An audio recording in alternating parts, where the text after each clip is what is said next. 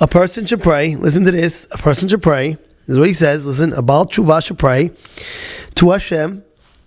Limchot ke'av pesha'av. That Hashem should erase his sin like it was never. You know what's going on over here? You have to understand something.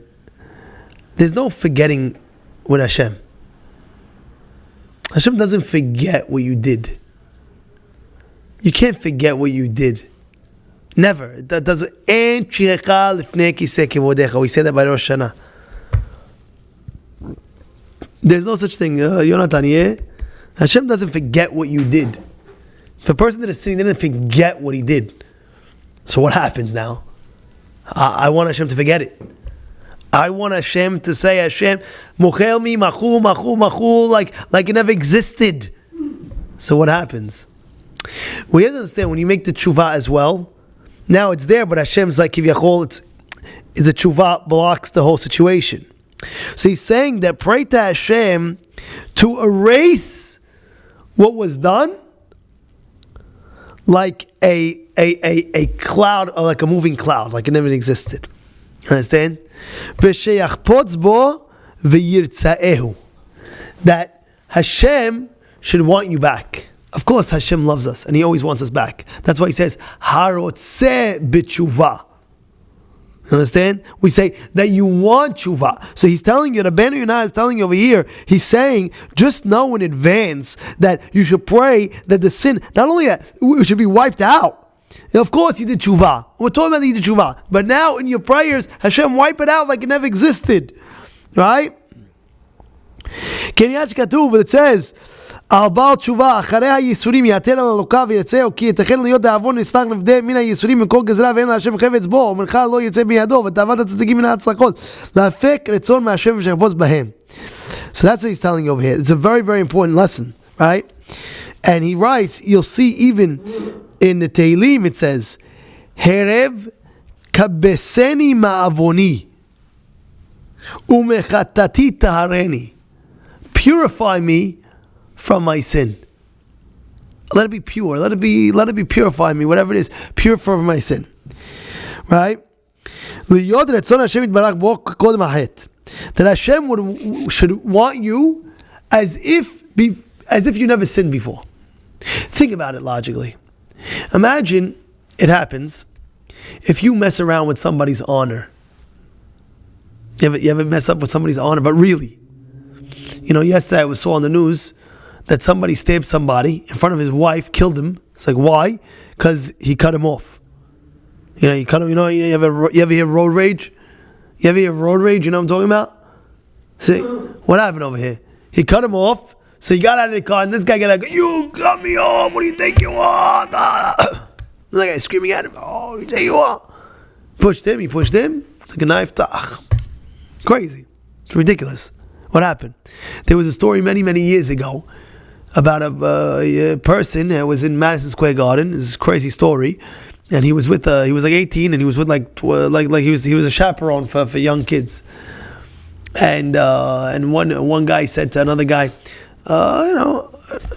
he said, "Oh, you dirty Joe, you dirty Jews," to the young kids. And he felt, he's 18 years old, he's a chaperone, so he felt that he has to do something. So he was a strong guy, and he went to this other kid, the non-Jewish kid, and he went to him and said, "Oh, you calling dirty? You don't tell that to my guys that I'm watching." And there was a whole fight for him and his kavod, and they killed the guy. It's a true story. It happened many years ago. Rabbi Victor Miller says the story over. He said it over. Miller said his point he was trying to say is sometimes you got to stay out of the heat. You know, you have a road rage. It's very important that you should know in advance. Don't get involved. You know, okay, fine. The guy cut you off. You cut the guy off. He gets at it. Okay, go. Sorry, you forgive. You understand what I'm trying to say? And by the way, I'll tell you a side note and advice. If you ever somebody wants to, you want to cut somebody off. If you would just tell them, oh, by the way, you mind if I go like this? You just, see, you think, oh, no.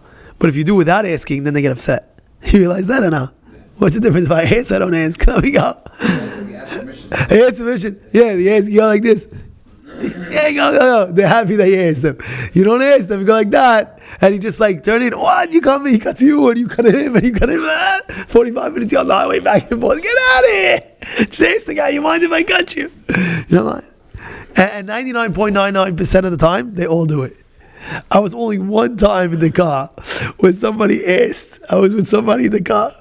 Somebody asked. I wasn't the driver. Somebody else was driving.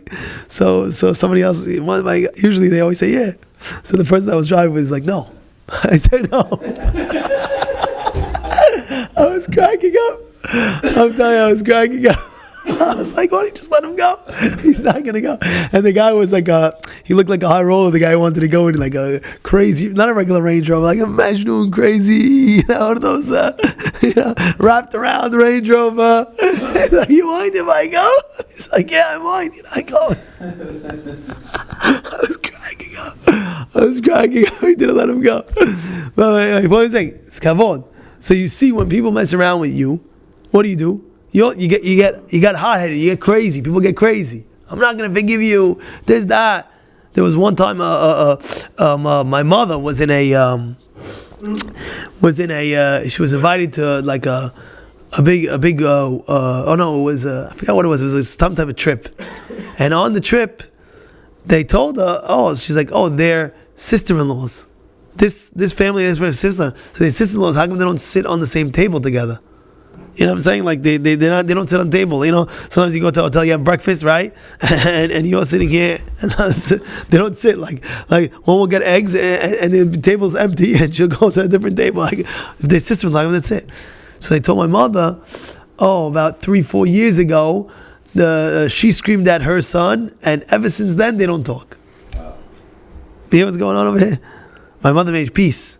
My mother made them peace. Like it says, Ohev Shalom, Rodev Shalom, run after peace. My mother went and she made peace.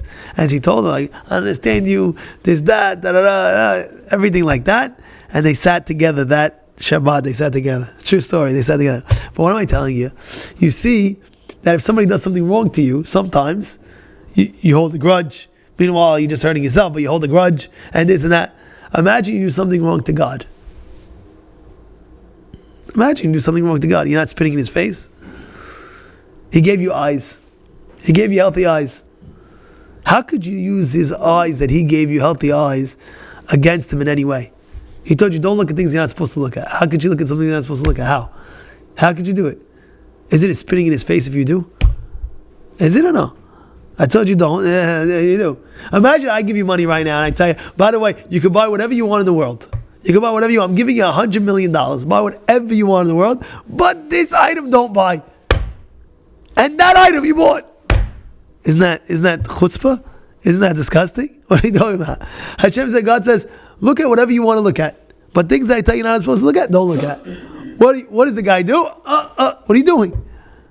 Look at everything. But the things I tell you don't look at. Finished. Isn't that disrespectful? Now the things that talk. Don't talk lashon hara. Don't talk curse words. Don't go. So now you talk lashon hara. I'm giving you a mouth to talk. How could you eat? You want to eat? Eat. Now what are you doing when you're eating? Hashem says, eat whatever you want. Just make sure it's kosher. Now imagine you eat non-kosher. Isn't that chutzpah? Isn't that disgusting? Isn't that the audacity? You have chutzpah. I tell you, eat whatever you want, just make sure it's kosher. I gave you a stomach, I gave you everything. Now what do? You eat non-kosher? Makes sense? No, Rabbi, I had a yetzer hara, I had to eat something. It looks so juicy. Come on. So that's what he's telling you. He's saying, but God, Hashem, with His great mercy, you have to pray that He should forget, kivyachol, make it that it's wiped out completely. God, you pray to Him. Pray with all your might. Hashem, I did A, B, and C, and D, and E, and F, and G, until the Z, whatever you did. But I'm begging with all my heart, make it as if it never happened. You're God, I'm not God, but you're God. You could make it. Rabbeinu and I taught us today, make it happen. Make it as if it didn't exist. I feel so bad. I feel terrible. I know I did something disrespectful to you. But wipe it out. Yeah? You know what's going on? Of course you have to be sincere. Of course, you have to say, going forward, I'm not doing it again. You have to make the right proper teshuvah, never do it again, and this and that. And then he say, Hashem, just wipe it out. Hashem could wipe it out. Wipe it out. But he's again, with the right proper teshuvah. You understand? He's writing that you should pray. He's saying that pray to God. He's telling you, pray the Baal Teshuvah to erase the mahot ke'av peshav, like a forgotten sin. That's what he's telling you. Forget my sin like it never existed. You understand? That's what he's telling you. Pray for that. You understand? You did teshuvah. You did your thing. You're never doing the same shtuyot again. You did stupid things. Yeah, you did this, you did that. Stupid. I messed up. What should I do? I messed up. What should I do? I messed up. I wasn't thinking. I wasn't with my right mind. I don't know. Now, come back. Hashem, I'm back. I'm back. I never did this in 10 years. I did it. I'm clean for 15 years. I'm clean for 20 years. I'm clean. Now, I beg you, wipe it out like it doesn't exist. This is the Hidush today.